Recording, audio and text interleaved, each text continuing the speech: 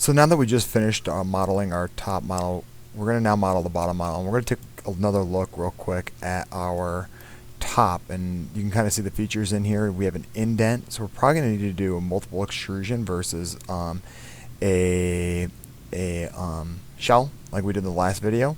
Also, I don't want the full top to be hollowed out, and I don't want it to be uniform. So you can take a look right here. I have two chamfers on the end, and I'm just going to start off with a rectangle. So I'm going to go ahead and get started.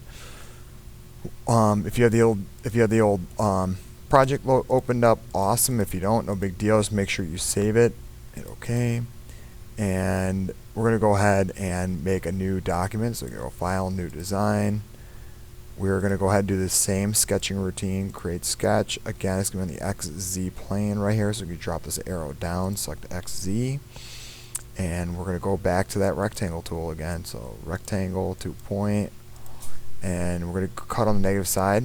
Draw on the negative side. Make sure that when you're sketching it, you're going to go be in inch mode. You select OK. You go over here to the rectangle tool, 2 point rectangle, and you are going to sketch it out. So the biggest this thing could be is 1.25. I'm going to make mine 1 inch, and I'm actually going to keep it pretty basic here. I'm going to go 1 inch here, and I'm going to go 1.52. I'm actually going to go 1.5 inches there. And I think I got the numbers flipped up, so flipped around, so 1.5 here and 1 inch here, so 1.0. It's not that difficult if you make a mistake. If you type in things wrong, you can always dimension it back by hitting the letter D on the keyboard and selecting once, selecting twice, selecting 3 times, and you have your sizes. If you notice, I already have that dimension, so I don't need to worry about it because I have the 1 inch down there. And it gives me some errors when I over dimension things. But I'm going to go ahead, and this is how big I want my top. This is half of my size, my top. I'm going to revolve it again. And in order to do so, I'm going to go ahead and I'm going to go over here to Sketch. And I am going to go to my fillet tool or my line tool and make some 45-degree chamfers. I might actually be easier to do it at a later point because I don't see a chamfer tool here at all. So since I don't see a chamfer tool, we're going to go ahead and do it. We could do an actual line tool, or we could just go ahead and revolve this thing right now. So I'm going to come over here to create. I'm going to go to revolve, and I don't want to do anything fancy here. I'm just going to sketch something out that's smaller than 1.5 and 1.25. So the profile I'm going to select is here. The bottom is here. I'm going to select OK. I'm going to go to modify, and now I'm going to go find my chamfer tool. So chamfer is right here. I'm going to chamfer this edge and this edge equally, two edges selected. I'm going to go 0.125. That looks really good. That looks really cool. I'm happy with that. That's exactly what I want. And after that 1/8 inch chamfer all the way around, which is really going to be a 1/4 inch smaller in diameter, I am going to go ahead and I'm going to put in a hole here, and I might not even be able to go with that much of a chamfer. I think I'm actually going to need to shrink that down to 0.075 or 0.07 and select OK. Now I can go ahead and I'm going to do all my modeling on the front feature. So I'm going to select this so I see front, right, and top, and I'm going to go ahead and extrude out a feature here. I'm going to create a sketch. I'm going to create a sketch right here on that plane, and I'm going to make a circle.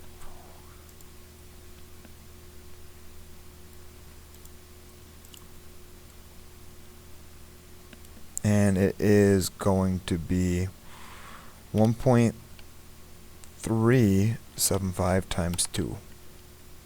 This is almost the exact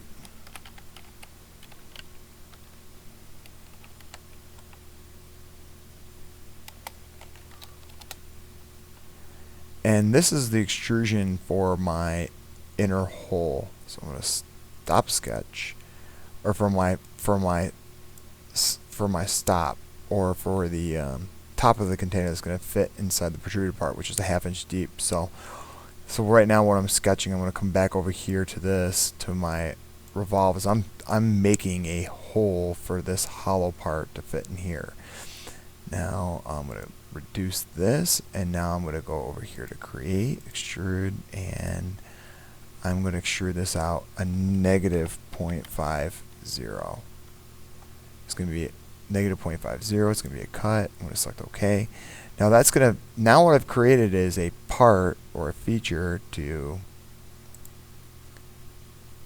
fit the top over this. So this feature here is going to fit over this feature here. It's half-inch back. It's a half-inch back. So it should work out great. And now I'm going to go ahead and I'm going to create another indent here, and it's only going to be a 1/4 inch. So I'm going to create another circle diameter, and I'm actually going to go back a step, hit escape. I'm going to go back to create sketch, choose this face so it doesn't go in the wrong face.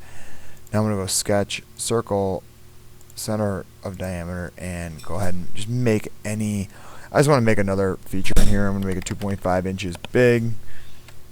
I'm going to enter. I'm going to extrude that feature back a negative 0.25, and that is going to be my top feature right there. That is going to be my top. Hoping that shell is going to be thick enough for it, but it should be, we should be pretty good. And I'm actually pretty excited about this. My bottom, my top should be all set. So we'll see if everything works out great. So save your document. Again, we didn't save it at the beginning. You're going to call it top now, or put your name. Put top, put container, and select the save button. And now you should have a top and a bottom saved.